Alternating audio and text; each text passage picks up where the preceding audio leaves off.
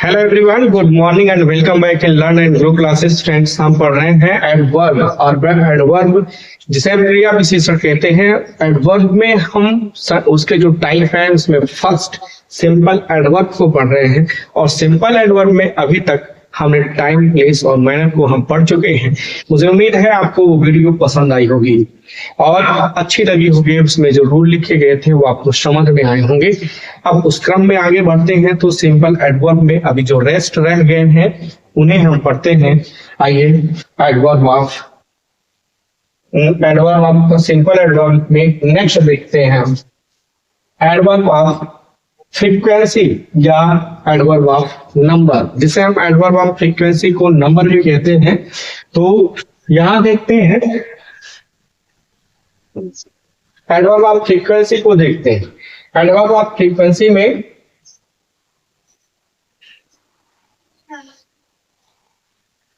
Adverb of frequency का प्रयोग से यह पता चलता है कि कोई कार्य कितनी बार, कोई कार्य यहां लिखा हुआ है, कोई कार्य कितनी बार कोई कार्य कितनी बार किया गया ये पता चलता है। हमें उसमें नंबर का, जैसा जिसके नाम में लिखा है नंबर, फ्रीक्वेंसी बारंबारता होती है, इसके मतलब दोहराना तेहराना जो होता है, तो उससे हमें पता चलता है कि कोई कार्य कितनी बार किया गया। जैसे एडवर्ब ऑफ फ्रीक्वेंसी पहचान के लिए वर्ब में हाउ मेनी टाइम्स या हाउ ऑफन से प्रश्न करते हैं। अभी तक हमने टाइम में देखा कि व्हेन से प्रश्न करते हैं, मैनर में कैसे से प्रश्न करते हैं, प्लेस में हम कहां से प्रश्न करते हैं। तो क्रिया में लगा करके प्रश्न करते हैं तो उत्तर में जो हमें प्राप्त होता है वो टाइम, प्लेस और मैनर है। लेकिन फ्रीक्वेंसी या नंबर को पाने के लिए हमें हाउ मेनी से या हाउ ऑफन से प्रश्न करना होता है।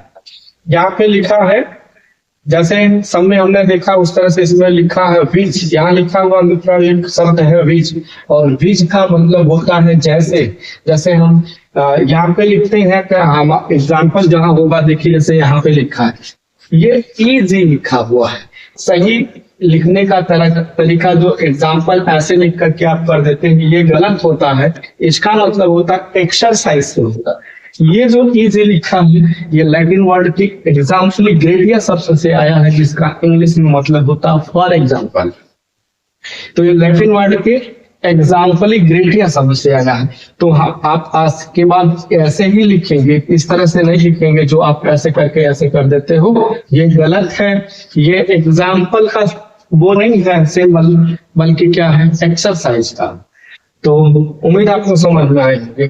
यहाँ देखते हैं जो एडवर्ब ऑफ फ्रीक्वेंसी या नंबर को शो करते हैं वो होते हैं always, seldom, never, sometimes, occasionally, intermittently मतलब होता है बीच बीच में, scarcely, rarely, once, twice, thrice, frequently, again और ऑफन। ये वर्ड हैं जो शो करते हैं एडवर्ब ऑफ फ्रीक्वेंसी या फिर एडवर्ब ऑफ नंबर को। नोट में लिखा है एडवर्ब ऑफ नंबर या फ्रीक्वेंसी के इंट्रोगेटिव और रिलेटिव एडवर्ब के रूप में हाउ मेनी टाइम्स आता है। एग्जाम्पल देखिए, लिखा I have read this book twice. कितनी बार, अभी मैं यहाँ पे लिखा कोई कार्य कितनी बार किया गया, क्रिया में कितनी बार से प्रश्न करेंगे, उत्तर में जो हमें प्राप्त होगा वो एडवर्ब ऑफ फ्रीक्वेंसी या फिर नंबर होगा। I have read this book twice, मैं इस किताब को कितनी बार पढ़ा है, मैंने इस किताब को कितनी बार पढ़ा है, twice, 2 bar. He will again come here, वो यहाँ पुनः आएगा। कब आएगा, पुनः, अगेन आएगा। तो ये एडवर्ब ऑफ फ्रीक्वेंसी। हियर जो है एडवर्ब ऑफ प्लेस है, हियर यहाँ। तो आई होप आपको समझ में आ रहे होंगे। I have told you once, मैं तुम्हें इसे एक बार बता चुका हूं। तो वंस जो लिखा है कितनी बार बता चुका हूं, एक बार। तो वंस, ट्वाइस और अगेन ये एडवर्ब ऑफ फ्रीक्वेंसी या फिर नंबर की श्रेणी में आते हैं या है। अगला देखिए लिखा है रूल। नेक्स्ट है एडवर्ब ऑफ फ्रीक्वेंसी का प्रयोग हेल्पिंग वर्ब के बाद और मेन वर्ब के पहले तथा दोनों के दिए होने पर दोनों के मध्य किया जाता है। एग्जाम्पल देखिए, जैसे लिखा है तुम हमेशा व्यस्त रहते हैं, you are always busy, you are always busy, ये लिखा है। तो यहाँ आल के बाद ऑलवेज ये फ्रीक्वेंसी के रूप में प्रयोग किया गया है। यहाँ हम देखेंगे एक चीज, ये जो आल है आर, ये टू बी का एक हिस्सा है जिसमें इज, एंड और आर ये आते हैं। ये फर्स्ट फॉर्म होता है, सेकेंड फॉर्म होता है इसका वाज, और इसका प्लूरल होता है वर, और थर्ड फॉर्म के रूप में आती है बीइंग। ये होता है। इसके देने में है मित्रों कि इसके पश्चात या तो V4 आता है या फिर V3 आता है। V4 या फिर V3 के रूप में आते हैं। तो यहाँ आप देखने होंगे ना ही V4 दिया है और ना ही V3 दिया है। तो हमने इसके पहले जो वीडियो बनाई थी, जो एक्सरसाइज 48 या 9 रही है, उसमें मैंने इसको बहुत विस्तृत तौर पर बताया है। आप देखेंगे कि यहाँ पे जो ये है, ये मेन वर्ब की तरह से है तो हेल्पिंग वर्ब, लेकिन मेन वर्ब तरह से वर्क कर रही है। अब आप नियम पे जाओगे तो कहोगे मेन वर्ब के पहले किया जाता तो ऑलवेज तो यहाँ आना चाहिए था, फिर वहां कैसे है?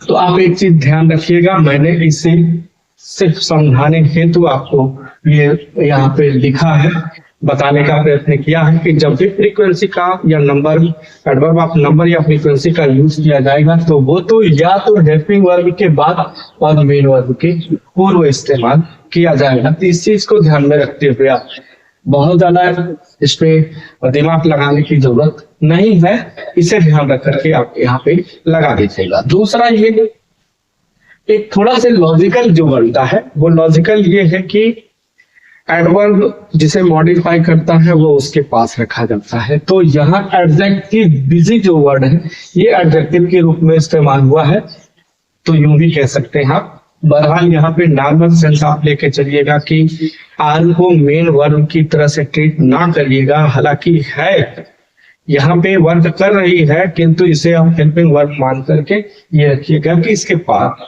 रखा जाए। तो मुझे उम्मीद है मैं जो बताना चाह रहा हूँ आपको समझ में आ जाएंगे। नेक्स्ट देखिए, उसने तुम्हारी सदैव सहायता की है, तो he has always helped you है मेन वर्ब है, और हैज हेल्पिंग वर्ब के बीच रखा गया। वह यहाँ कभी आ रहा, ही सेल्डम कम्स हियर, तो कम्स हियर, कम जो है ये वर्ब है, इसके पूर्व सेल्डम जो एडवर्ब ऑफ फ्रीक्वेंसी है, ये एडवर्ब ऑफ प्लेस है।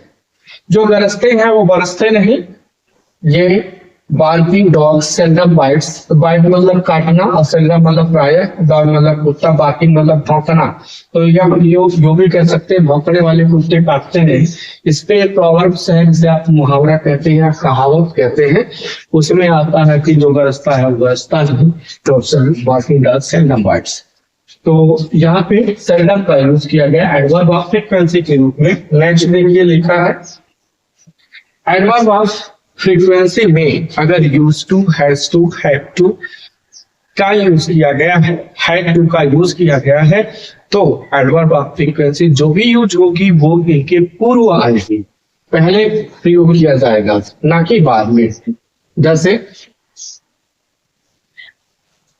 देखिए लिखा है, वह सदैव तुम्हें तंग किया करता है, वह सदैव तुम्हें तंग किया करता है, तो शी ऑलवेज यूज्ड टू के या तेरा used to, has to, have to, had to के पहले किया जाता है, तो यूज्ड टू लिखा गया, उसके पहले एडवर्ब ऑफ फ्रीक्वेंसी के रूप में ऑलवेज का इस्तेमाल। फिर नेक्स्ट रूल है कि almost, already, nearly, hardly, just और क्वाइट के साथ भी एडवर्ब ऑफ फ्रीक्वेंसी का रूल लागू होता है। अर्थात कहना क्या चाहता है कि जैसे भी ऊपर आपने देखा कि हेल्पिंग वर्ब के बाद और मेन वर्ब के पहले एडवर्ब ऑफ फ्रीक्वेंसी का प्लेस होता है, वही अगर ये दिए गए हैं almost, already, nearly, hardly, just और क्वाइट दिए गए हैं, उसके साथ भी यही रूल लागू होगा। मैं वहां पहले ही पहुंच चुका था, I had already reached there, तो यहाँ पे रीच्ड मेन वर्ब पहले, हेल्पिंग वर्ब के बाद में। तो आई होप आपको समझ में आ रहे होंगे। अब आगे बढ़ते हैं। तो नेक्स्ट है adverb of degree of quality, adverb of degree, sorry quantity निकल गया था, क्वालिटी है परिमाण वाचक क्रिया विशेषण। इसे क्या कहते हैं? परिमाणवाचक क्रिया विशेषण। यह परिमाण या मात्रा प्रकट करता है, मात्रा बताता है। आई एम फुल्ली रेडी, मैं पूर्ण रूप से तैयार हूं। ही इज वेरी क्लेवर, वो बहुत ही चतुर है। ही इज सो ग्लैड, वो बहुत खुश है। He is too lazy to work, वो इतना ज्यादा कमजोर है कि कार्य नहीं कर सकता। ये टू जो है अभी हम जब आएगा तो इसकी सर्किट वीडियोस के माध्यम से आपको या फिर यहीं से में हो सकता है मिल जाए आपको, तो इसको हम वहां जानेंगे कैसे वर्क करता है। ये नेगेटिव अपने में लिया होता है। इज टू लेजी, वो इतना कमजोर है कि टू वर्क, कार्य नहीं कर सकता। He is rich enough two by a car, वो उसके पास इतना पर्याप्त पैसा है कि वो कार्य खरीद सकता है। तो ये कुछ एग्जाम्पल है जिसमें आपको टू, सो, वेरी, फुल्ली और यहाँ टू और एनफ ये सब के सब बता रहे हैं एडवर्ब ऑफ डिग्री या क्वांटिटी को। यहां से समझिए पहचान कैसे होगी। ये how much in what degree, how much in what degree या टू व्हाट एक्सटेंट, किस हद तक, इन सब की हिंदी क्या है, किस हद तक। अर्थात क्या, क्रिया में हम किस हद तक से प्रश्न करेंगे, इनसे किस हद तक से, सबसे पहले किस हद तक, फिर उसके बाद क्रिया जो होगी उसे रखेंगे, क्वेश्चन करेंगे, जो आंसर मिलेगा वो एडवर्ब ऑफ डिग्री या क्वांटिटी होगा। उत्तर आते हैं, ये प्राय एडजेक्टिव की विशेषता बताते हैं। ये प्राय क्या है, एडजेक्टिव की विशेषता बताते हैं। तो आई एम फुल्ली रेडी, देखिए रेडी क्या है, ये एडजेक्टिव यहाँ पर कह रहा है कि ये प्राय एडजेक्टिव की विशेषता बताते हैं। जितना होता है वैसे तो एडवर्ब का काम होता है, एडजेक्टिव का, एडवर्ब अपने आप का नाउन प्रोनाउन को छोड़ करके, नाउन प्रोनाउन इंटरजेक्शन को छोड़ के जितने rest of part of speech बचते हैं उन सभी की विशेषता बताने का काम एडवर्ब करता है। लेकिन इसमें थोड़ी सी स्पेसिफाई कर रहा है कि एडवर्ब ऑफ डिग्री या क्वांटिटी ये प्राय जो है एडजेक्टिव की विशेषता बताती है। जैसे एग्जांपल के माध्यम से आप यहाँ वेरी क्लेवर, क्लेवर क्या है, अभी ऊपर आप जो पिछली वीडियो रही है या शायद पिछली वाली वीडियो है आपने देखा है वहां पे कि कैसे यल वाई लगा करके एडजेक्टिव को एडवर्ब में बदला गया, वहां पे आपको क्लेवर मिलेगा देखने को। शो ग्लैड, ग्लैड क्या है एडजेक्टिव, लेजी क्या है एडजेक्टिव, और रिच, रिच क्या है एडजेक्टिव। तो इस तरह से आप जो है यहाँ पे देख रहे हैं ये एडजेक्टिव को क्वालिफाई कर। अच्छा, इसे किस हद तक से प्रश्न करने पर, आई एम फुल्ली रेडी, किस हद तक तैयार है, पूरी तरह से तैयार है। ही इज वेरी क्लेवर, वो किस हद तक, हाउ मच कितना, किस हद तक, what degree to what extent, किस हद तक, चलाकर बहुत हद तक। कितना खुश है, किस हद तक खुश है, बहुत खुश है। तो ये कुछ एग्जाम्पल है जिनमें आप किस हद तक से प्रश्न करेंगे तो आपको मिलेगा क्या, एडवर्ब ऑफ डिग्री या क्वांटिटी मिलेगी। आगे बढ़ो, इसमें जो एडवर्ब ऑफ डिग्री जैसा हम हर में देखते हैं, टाइम में, प्लेस में, मैनर में, तो उस तरह से इसमें एडवर्ब ऑफ क्वांटिटी या डिग्री में भी कुछ जो वर्ड है जो उनको शो करते हैं एडवर्ब ऑफ डिग्री या टाइम। जैसे देखिए इनमें to, much, very, almost, little, so, quite, rather, partly, enough, somewhat, sufficient, completely, wholly, partially, fairly, far आदि सब का यूज किया जाता है। अगर ये शब्द दिए गए थे किसी सेंटेंस में तो आप एडवर्ब ऑफ क्वांटिटी या एडवर्ब ऑफ डिग्री का नाम उसे दे सकते हैं या उसे जान सकते हैं। आगे बढ़ते हैं, तो एडवर्ब ऑफ क्वांटिटी, फिर इंट्रोगेटिव और रिलेटिव एडवर्ब के रूप में जो जैसा हमने हर में देखा था कि टाइम रहा हो, प्लेस रहा हो, मैनर रहा हो, तो उन सब में adverb of interrogative adverb, relative adverb की कुछ वर्ड्स लिखे गए थे, वैसे ही इसमें भी लिखा हाउ मच और how far to what extent. तो आगे बढ़ते हैं, देखिए टू, ये कुछ स्पेशल इसके रूल हैं मित्रों। टू का यूज हम कैसे करते हैं? वैसे तो टू का मतलब होता है वी, ये वी का सेंस देता है। हम देखते हैं वी का सेंस, वी का सेंस का प्रयोग सामान्यतः वी के अर्थ में होता है। जो टू का प्रयोग यहाँ लिखा गया है, इस टू का मतलब सामान्यतः जो होता है वी के सेंस में किया जाता है। जैसे देखिए एग्जाम्पल, वह अभी आएगा, ही टू विल कम, ही और कामा लगा है, ही टू विल कम, वह भी आएगा। रूल कह रहा है यदि टू के बाद एडजेक्टिव या एडवर्ब का प्रयोग किया गया है तो इसका अर्थ बहुत अधिक होता है जो निगेटिव में प्रयोग किया जाता है। ऐसे जब टू आएगा और इसके बाद एडजेक्टिव या एडवर्ब का यूज किया गया है तब इसका सेंस होता बहुत अधिक और ये निगेटिव सेंस वहां देता है। ऐसे तो नॉर्मल इसका भी होता है सिर्फ, जैसे देखिए आज बहुत गर्मी है, it is too hot today. यहाँ ये हॉट और ये टू एडवर्ब है ही, ये एडजेक्टिव आया हुआ है, हॉट के रूप में एडजेक्टिव का यूज किया गया। यहाँ पे बहुत अधिक, यहाँ लिखा बहुत गर्मी है, बहुत अधिक गर्मी है होगा तो निगेटिव सेंस मतलब क्या, इतनी गर्मी है जितना नहीं होना चाहिए। आगे और थोड़ी विस्तृत रूप में इसको जानने का प्रयत्न करते हैं। टू, देखिए टू का सेंस, टू के बाद जब एडजेक्टिव या एडवर्ब आएगा तब इसका सेंस अधिक या बहुत अधिक होता है। और टू के पश्चात जब नो एडजेक्टिव, कोई एडजेक्टिव नहीं आए ना एडवर्ब आए तब इसका अर्थ भी होता है। जैसा पहला एग्जांपल देखिए, वह भी आएगा, ही टू विल कम, यहाँ भी सेंस था। आज बहुत गर्मी है, he is too hot today, तो यहाँ पे ये बहुत अधिक का सेंस ये।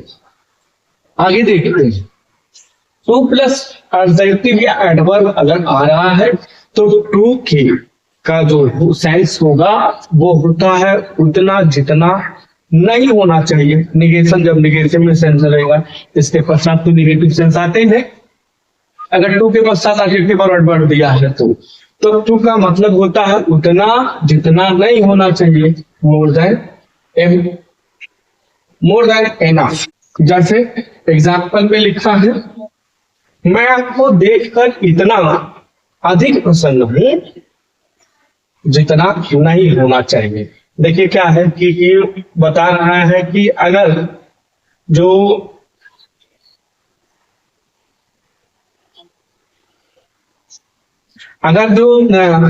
टू के पश्चात एडजेक्टिव या एडवर्ब का यूज किया गया तो ये उतना जितना नहीं होना चाहिए ये सेंस देता है नेगेटिवली। यहाँ लिखा, मैं आपको देखकर इतना अधिक प्रसन्न हूं जितना नहीं होना चाहिए, क्योंकि निगेशन लिए हुए हैं।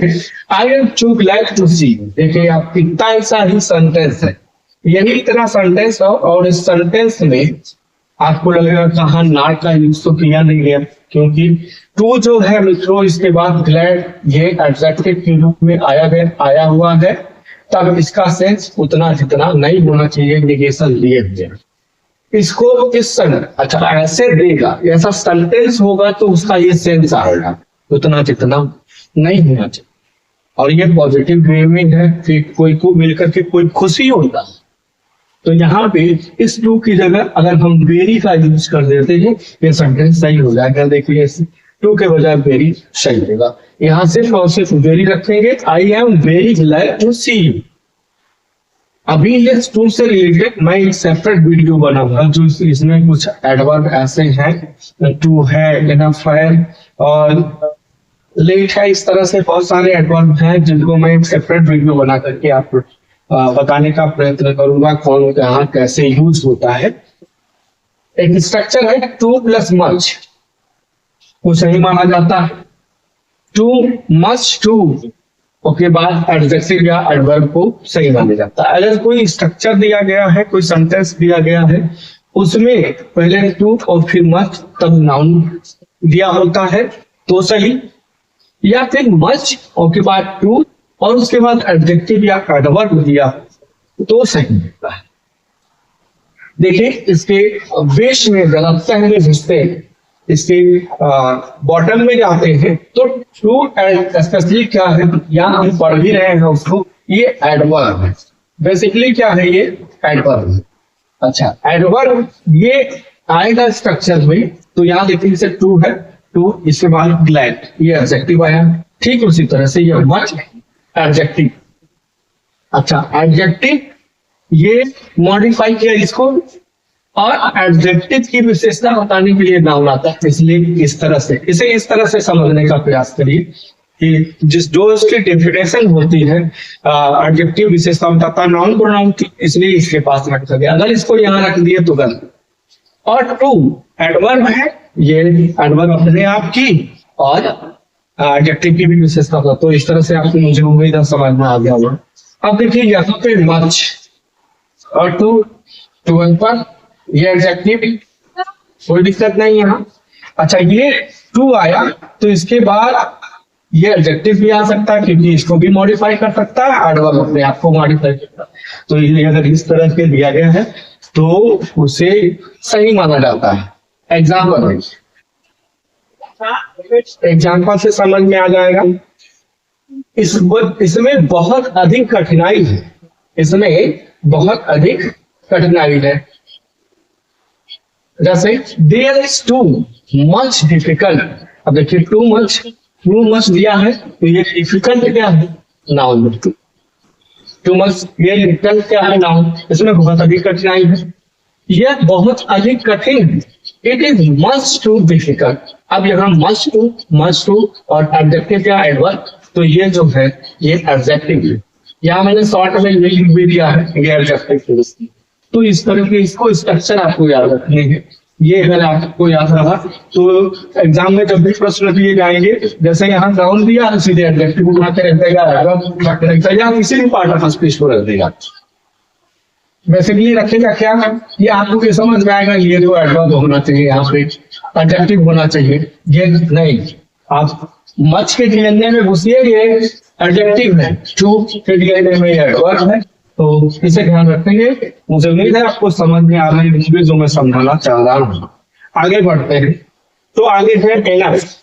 एनफ का मतलब होता है पर्याप्त। यहाँ देखिए मिस्टेक हुई है, लिखने में पर्याप्त ऐसे होता है, उस पर जो रा लगता है या पे नहीं लगा था। पर्याप्त का प्रयोग नाउन के पहले लेकिन एडजेक्टिव की बात किया जाता है। एनफ का यूज नाउन से पहले, नाउन के पहले लेकिन एडजेक्टिव के बात किया जाता है। जैसे यहाँ पे एनफ के बाद नाउन, जैसा कह रहा है किसके, नाउन के पहले नाउन लिखा है, उसके पहले एनफ का प्रयोग। फिर कह रहा है एडजेक्टिव, एडवर्ब और एनफ को सही माना। अगर नाउन जो एनफ लिखा है तो उसके पहले एडवर्ब भी, एडजेक्टिव भी, और यहीं पे मिस्टेक हुआ है, यहाँ एडजेक्टिव या एडवर्ब ये लिख लीजिएगा। एनफ का प्रयोग नाउन के पहले लेकिन या एडजेक्टिव या एडवर्ब के बाद किया जाता है। एडजेक्टिव या एडवर्ब के बाद, तो ये एडजेक्टिव और एडवर्ब है, या तो कोई वर्ड एडजेक्टिव के रूप में या फिर एडवर्ब के रूप में दिया गया होगा, तो उसके बाद एनफ का प्रयोग सही माना जाता है। तो आप ये समझ लीजिए कि कोई सेंटेंस दिया हो उसमें इस तरह से आएगा, ऐसा भी हुआ है। एनफ के पहले हमेशा पॉजिटिविटी के एडजेक्टिव या एडवर्ब का यूज किया जाता है। जब भी दिया होगा एनफ तो इसके पहले पॉजिटिव डिग्री। अच्छा, डिग्री जो है, डिग्री की एक वीडियो मैंने सेपरेट बनाई है, एडजेक्टिव के प्लेलिस्ट में जाएंगे, वहां आपको मिलेगा। तो डिग्री क्या होती है, तीन होती है, पॉजिटिव होती है, दूसरा कंपैरेटिव होती है, और नेक्स्ट होती है सुपरलेटिव। तो सिर्फ पॉजिटिव डिग्री का, जैसे देखिए होता है गुड, बेटर, बेस्ट, ये तीन जो है डिग्री है, ये पॉजिटिव है, कंपैरेटिव है, सुपरलेटिव। तो जब भी कहना है कि एनफ के पहले हमेशा पॉजिटिव, इसका प्रयोग किया जाएगा, ना तो बेटर ना तो बेस्ट का प्रयोग नहीं किया जाएगा। एग्जाम्पल देखिए, उसके पास यह बाइक खरीदने के लिए पर्याप्त पैसा है। He has enough money। he has enough money। देखिए enough के बाद क्या है, नाउन। मनी क्या है, रुपया क्या है, noun. To buy this bike, इस बाइक को खरीदने के लिए उसके पास पर्याप्त पैसा है, तो ये नाउन के रूप में आया है। स्ट्रक्चर यहाँ पे देखिएगा ऐसे सही माना जाता है। इस कार्य, नेक्स्ट देखते हैं, इस कार्य को करने के लिए वह पर्याप्त बुद्धिमान है। He is wise enough to do this work। enough, enough आया है और उसके बाद प्रीपोजिशन, तो ऐसा कोई है नहीं स्ट्रक्चर में। enough से पूर्व या तो एडजेक्टिव आ पाएगा। वाइज बुद्धिमान है, तो ये एडजेक्टिव है, एडजेक्टिव के रूप में आया है। He is wise enough to do this work। वो इस कार्य को करने के लिए काफी बुद्धिमान है। इस स्ट्रक्चर को आपको याद रखना है। ये स्ट्रक्चर अभी बहुत हल्के नजर आ रहे होंगे आपको, जैसे ही एग्जाम में आप बैठेंगे तो बुद्धि चकराने लगेगी और फिर आपको लगेगा कि शायद ढंग से देखा होता, ढंग से पढ़ा होता तो ये कर नहीं जाने। तो बहुत बहुत बारीकियां हैं, बहुत नॉर्मल से दिखते हैं, लेकिन जब एग्जाम में आते हैं तो अच्छे अच्छों का सर चकरा जाता है। फेयरली, बहुत बढ़िया से, इसका मतलब होता है फेयरली जो है एडवर्ब के रूप में अर्थ होता है बहुत बढ़िया से, और पॉजिटिव सेंस में आता है। इसका ये जो फेयरली बहुत बढ़िया से पॉजिटिव सेंस रखता है, पॉजिटिव डिग्री भी आती है इसके। रादर, आवश्यकता से पॉजिटिव सेंस, कंपैरेटिव डिग्री, दो पॉजिटिव और कंपैरेटिव डिग्री दोनों इस्तेमाल की जाती है, और नेगेटिव सेंस ये रखता है रादर। देखिए जैसे एग्जाम्पल, चाय बहुत बढ़िया से गर्म है, यहाँ देखिए फेयरली, फेयरली को ध्यान में रखिए। और rather, the T is fairly hot, मतलब जितना होनी चाहिए उस हिसाब से ठीक ठाक गर्म है, पॉजिटिव सेंस है। अगर बहुत ज्यादा गर्म है तो नेगेटिव सेंस हो जाता है, टू का इस्तेमाल होने लगेगा, लेकिन ये बहुत बढ़िया से कह रहे हैं, पॉजिटिव सेंस है, positive degree, Fairlie hot. Next कह चाय आवश्यकता से अधिक गर्म है, देखिए बहुत जरूरत से ज्यादा गर्म है, नेगेटिव सेंस हुआ, जितना होना चाहिए उससे कहीं अधिक है। रादर का यूज होगा, the T rather hot. The T is, यहाँ पे एक मिस्टेक हुई है, टाइपिंग में हो जाता है द टी इज, ध्यान लीजिएगा यहाँ पे is, the T is rather hot. So I hope आप स्ट्रक्चर के साथ जो एग्जाम्पल है वो समझ में आ रहे होंगे। नेक्स्ट डे, क्वाइट,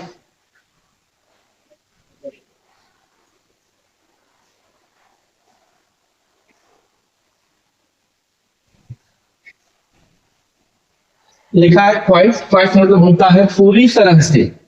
मैं यहाँ पूरी तरह से ठीक हूँ और आपके लिए वैसा ही आशा करता हूँ। मैं यहाँ पे पूरी तरह से ठीक हूँ और मैं आपके लिए वैसा ही आशा करता हूँ। I am quite well here and hope the same for you. अब देखिए जो ये क्वाइट वर्ड है, इनके साथ कौन कौन से वर्ड इस्तेमाल होते हैं, कैसे इस्तेमाल होते हैं। Quite right, quite all right, all right, quite right, all right का प्रयोग सही है। जैसे इस तरह से अगर क्वाइट राइट दिया है, क्वाइट ये जो क्वाइट ऑल राइट दिया है ये नहीं, ऑल राइट, या तो क्वाइट राइट या तो ऑल राइट का प्रयोग सही, लेकिन क्वाइट ऑल राइट का प्रयोग गलत है। अगर इस तरह से कहीं यूज किया गया है क्वाइट ऑल राइट तो ये गलत है, लेकिन क्वाइट राइट दिया लिखा है तो सही और ऑल राइट लिखा है तो सही। एग्जाम्पल देखिए, यह पूरी तरह से ठीक है, it is quite right, quite और राइट स्ट्रक्चर में ऐसे भी क्वाइट के बाद राइट का प्रयोग सही। इट इज ऑल राइट, ये भी सही, लेकिन अगर यही पे लिख देता it is quite all right तो गलत, क्योंकि आल जो है इसका मतलब सही होता है और या पूरी तरह से, तो क्वाइट का मैं अपने आप में पूरी तरह से पूरा का सेंस खुद लिए हुए, तो आल का यूज जो है एक्स्ट्रा बिना वजह का, तो रिडंडेंट कहते हैं ऐसे को। नेक्स्ट देखते हैं क्वाइट राइट, क्वाइट के बाद राइट, चिली, कूल, वाल, रॉन्ग, एलोन, वेल, इनका प्रयोग पॉजिटिव डिग्री का प्रयोग इनका प्रयोग किया जाता है, के साथ भी पॉजिटिव डिग्री का प्रयोग किया जाता है। जैसे लिखा है क्वाइट, अभी थोड़ी से ऊपर करके देखते हैं, देखिए क्वाइट के बाद जो है राइट, अभी जैसे ऊपर लिखा भी था, यहाँ लिखा है क्वाइट के बाद राइट। उसी तरह से क्वाइट के बाद राइट या चिली या कूल या वाल या रॉन्ग एलोन वेल किस का यूज किया जाता है के साथ भी पॉजिटिव डिग्री का प्रयोग किया जाता है। अब आगे बढ़ते हैं, तो यहाँ देखिए कुछ बहुत महत्वपूर्ण है, बहुत ही इंपॉर्टेंट है, क्वेश्चन इससे पूछेगा और ज्यादातर ये क्वेश्चन दिया जाता है कंफ्यूज करने के लिए, और आप थोड़ा सा इसको ढंग से ना देखें तो समझ नहीं पाएंगे। मच और वेरी देखिए बहुत ही इंपॉर्टेंट, बहुत महत्वपूर्ण है। इसका use for past participle verb की थर्ड फॉर्म, वर्ब की थर्ड फॉर्म के लिए मच का यूज किया जाता है, और मच का प्रयोग वर्ब के लिए किया जाता है। दूसरा, मच का यूज हम कंपैरेटिव डिग्री के लिए और सुपरलेटिव डिग्री के लिए करते हैं। Much plus the plus superlative, इस तरह से यूज किया जाता है। वहीं पर वेरी का यूज प्रेजेंट पार्टिसिपल के लिए किया जाता है, यानी वर्ब की फोर्थ फॉर्म जिसमें आईएनजी लगी होती है। और वेरी का यूज जहां पे हम मच का यूज कंपैरेटिव के लिए करते हैं, वहीं पे हम वेरी का यूज पॉजिटिव डिग्री के लिए करते हैं। और इसका यूज वर्ब के लिए किया जाता है, किंतु वेरी का यूज वर्ब के लिए नहीं किया जाता है। और इसके बाद the plus very plus superlative degree जाता है। यहाँ क्या था, much plus the plus superlative, यहाँ the plus very plus superlative, इतना जो डिफरेंस है इसे ध्यान रखिएगा। अब यहाँ आते हैं रूल जो नेक्स्ट है, पास्ट पार्टिसिपल के लिए मच आता है लेकिन प्रेजेंट पार्टिसिपल के लिए वेरी आता है। देखिए अभी यही कह रहा है, पास्ट पार्टिसिपल है उसके लिए मच और प्रेजेंट पार्टिसिपल के लिए वेरी। इसे देखकर मैं अधिक आश्चर्यचकित हुआ। I was much surprised. ये क्या, V3 या पास्ट पार्टिसिपल है, to see it past participle. Film बहुत ही रुचिकर थी, फिल्म बहुत ही रुचिकर थी। The movie was very interesting. Interesting क्या है, ये प्रेजेंट पार्टिसिपल क्या है, प्रेजेंट पार्टिसिपल। यहाँ लिखा हुआ है आईएनजी दिया है, तो आई होप आपको जो वेरी और मस्ट था ये समझ में आए होंगे। आगे देखिए नोट लिखा है, प्लीज और टायर्ड, थका हुआ। टायर्ड मतलब होता है थका हुआ, फील मतलब खुश, टायर्ड, ड्रंक, डिजेक्ट, कंटेंट संतुष्ट के साथ वेरी का प्रयोग परंपरागत है, मतलब इसके साथ प्रयोग किए जाते हैं, लेकिन इसके आधार पर नए फ्रेज नहीं गढ़े जा सकते। प्रयोग किए जाते हैं मगर इनके आधार पर नए फ्रेज नहीं गढ़े जा सकते। दूसरा, कंपैरेटिव डिग्री के आने पर मच का प्रयोग किया जाता है, जैसा अभी मच के यूज में बता रहा था कि इसके आने पर कंपैरेटिव डिग्री का, वहीं पे वेरी का यूज पॉजिटिव डिग्री में किया जाता है, लेकिन पॉजिटिव डिग्री के आने पर वेरी का यूज। देखिए जैसे example, your friend is much better than you. अभी जैसा मैंने बताया था कि डिग्री गुड, बेटर और बेस्ट ये मीन होती है, ये पॉजिटिव है, कंपैरेटिव है, सुपरलेटिव। कह रहा है कि देखिए मच जो है कंपैरेटिव डिग्री और वेरी का जो है पॉजिटिव डिग्री।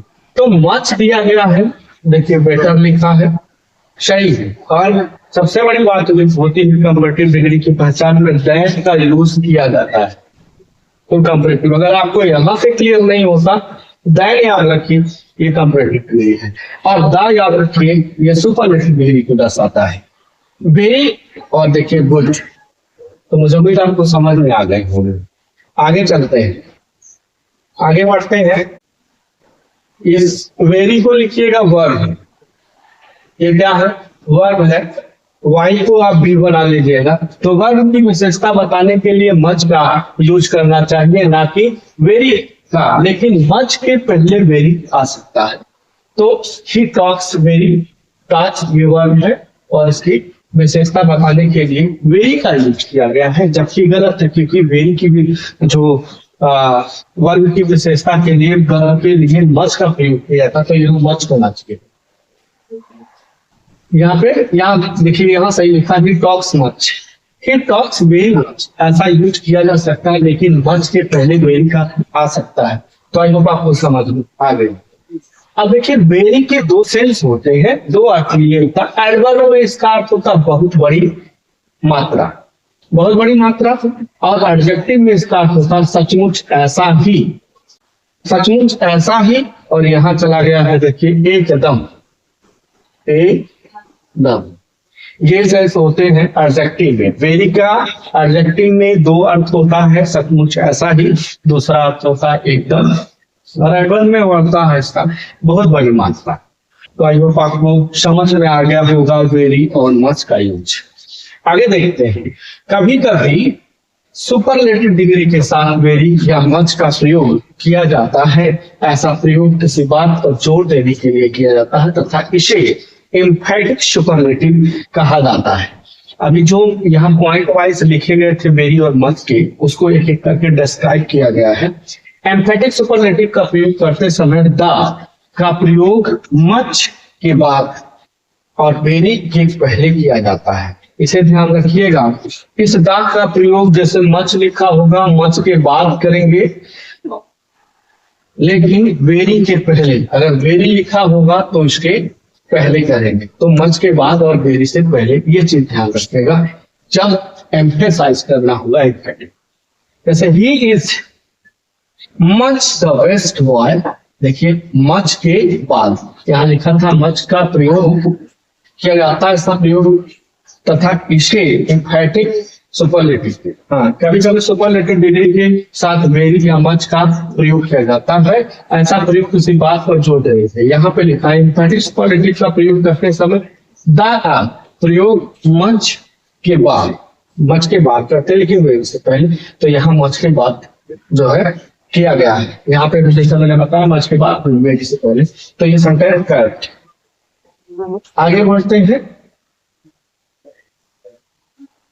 एग्जाम्पल दूसरा है, नेक्स्ट दूसरा एग्जाम्पल लिखा है, this is the very best book available in market, this is the very best book available in the market. तो यहाँ पे देखिए, जो वेरी है, इस वेरी से पहले द का यूज किया गया है, क्योंकि नियम में कह रहा है कि द का यूज मच के बाद, मच के बाद किया जाएगा, लेकिन वेरी से पूर्व किया जाएगा। वेरी अगर दिया गया है तो पूर्व, देखिए मच के बाद, लेकिन वेरी से पहले किया जाता है। तो ये वही यूज किया करके यहाँ दिया गया है। इसको हमने अभी जो हमने मच पढ़ा, वेरी पढ़ा, उसमें जो एक एक पॉइंट करके दिए गए थे, जैसे मच का यूज हमने देखा कि उसमें दिया गया था आपको कि इसका प्रयोग, हम मच का प्रयोग पास्ट पार्टिसिपल यानी वर्ब की थर्ड फॉर्म के लिए करते हैं। दूसरा, मच का यूज हम वर्ब के लिए करते हैं। दूसरा था कि मच का प्रयोग हम कंपैरेटिव डिग्री के लिए करते हैं। और नेक्स्ट उसका यूज था कि इसका प्रयोग सुपरलेटिव डिग्री के लिए करते हैं। वहीं पे वेरी का यूज हमने देखा कि प्रेजेंट पार्टिसिपल के लिए किया जाता है, वर्ब के लिए नहीं किया जाता, पॉजिटिव डिग्री के लिए किया जाता है और सुपरलेटिव डिग्री के लिए किया जाता है। तो उन्हीं को एक एक करके यहाँ पे डिस्क्राइब विद एग्जाम्पल किया गया है। आप यहाँ से एग्जाम्पल से इसलिए किया गया ताकि आपको बेहतर तरीके से समझ आ पाए। जब आप इसे एक बार अच्छे से समझ लेंगे तो आप जो शॉर्ट में लिखे गए हैं वहीं से देख करके, एक झटके में समझ करके, वहीं से क्वेश्चन को आप बहुत आसानी से हल कर सकते हैं। और तो ये चूंकि अब यही पे आज की क्लास हम ड्रॉप करते हैं, क्योंकि वीडियो बहुत लंबी हो जाएगी। जो आज की वीडियो रही है एडवर्ब ऑफ डिग्री या क्वांटिटी से रिलेटेड, उस बहुत महत्वपूर्ण रही है, क्योंकि उसमें हमने देखा टू, एनफ, वेरी और मच, इस तरह के कुछ एडवर्ब थे जिनसे रिलेटेड क्वेश्चन एग्जाम में पूछे जाते हैं। और ये यहाँ से बहुत सारे प्रश्न आते हैं, इसलिए बहुत महत्वपूर्ण था। ये वीडियो आज की बहुत महत्वपूर्ण है।